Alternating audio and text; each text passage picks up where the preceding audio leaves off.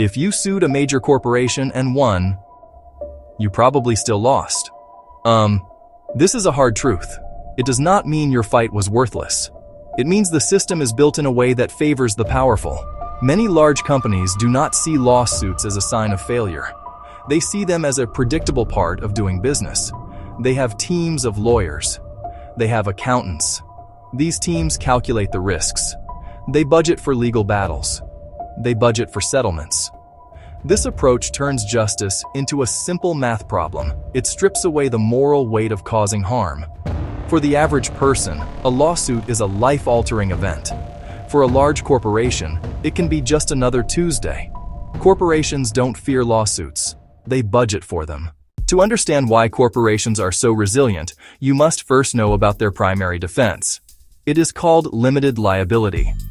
This is a foundational concept in business law. In simple terms, it means that the people who own the company, the shareholders, are not personally responsible for the company's debts or its harmful actions. If the company does something wrong, like selling a dangerous product that injures people, the company itself can be sued. The money to pay for the damages comes from the company's assets. Personal homes, cars, bank accounts. Those personal assets are generally protected. They are shielded from the consequences of the company's actions. This idea was not created to be malicious. It was designed to encourage investment and economic growth. Imagine if you could lose your entire life savings just by buying a few shares of a company that later went bankrupt. Few people would be willing to take that risk.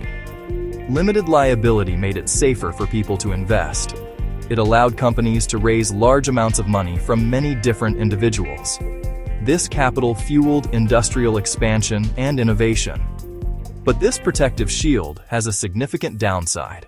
It creates a moral distance between the decision makers and the consequences of their decisions.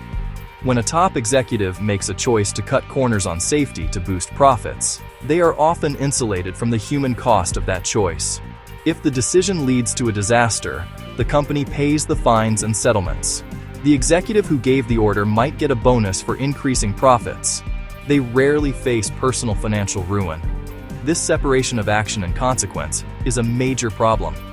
It makes it easier for them to prioritize profits over people, knowing that a legal shield stands between them and true personal accountability. This legal structure fundamentally changes the nature of risk. For an individual, risk is personal and direct. If you drive recklessly and cause an accident, you are personally liable for the damages. For a corporation, risk is financial and distributed. The cost of harm can be calculated, budgeted, and managed like any other expense. Another powerful tool that corporations use to control legal challenges is the arbitration clause. You have probably agreed to one without even realizing it. Cell phones, credit cards, new cars, employment.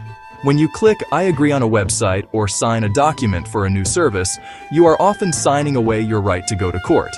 Instead, you are agreeing that if you have a dispute with the company, you must resolve it through a process called mandatory arbitration. This means your case will not be heard by a judge and jury in a public courtroom. Arbitration is a private legal process.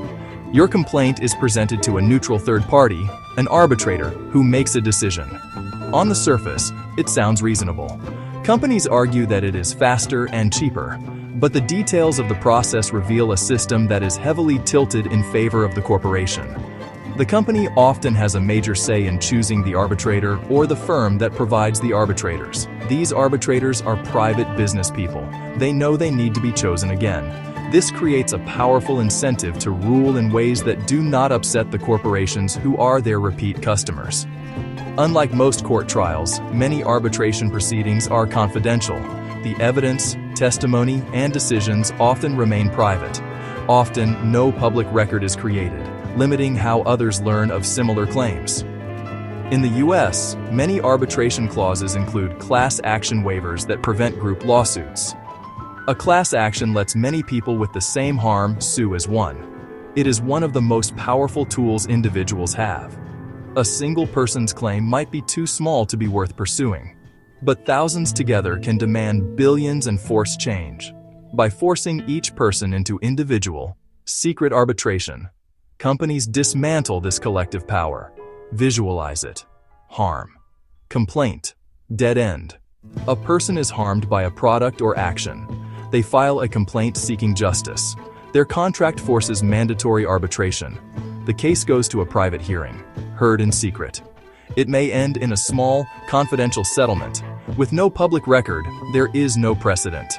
The company's core behavior doesn't change. The path to public accountability hits a wall. Even when a corporation is caught breaking the law and is punished by a government regulator, the penalty may not have the intended effect. Fines can often be treated as a simple cost of doing business. If a filter costs $50 million, but the fine is $5 million per year, it is cheaper to pay the fine and continue to pollute than to fix the problem. The fine becomes just another line item in the annual budget. Across industries, profits from misconduct can dwarf the fines. A $100 million fine may sound huge, but for a company making tens of billions, it is a rounding error. That turns penalties into predictable fees for breaking rules. For years, a U.S. automaker sold cars with an ignition switch defect documented internally. Engines could shut off, disabling steering, brakes, and airbags. Internal estimates put the fix at under $1 per car.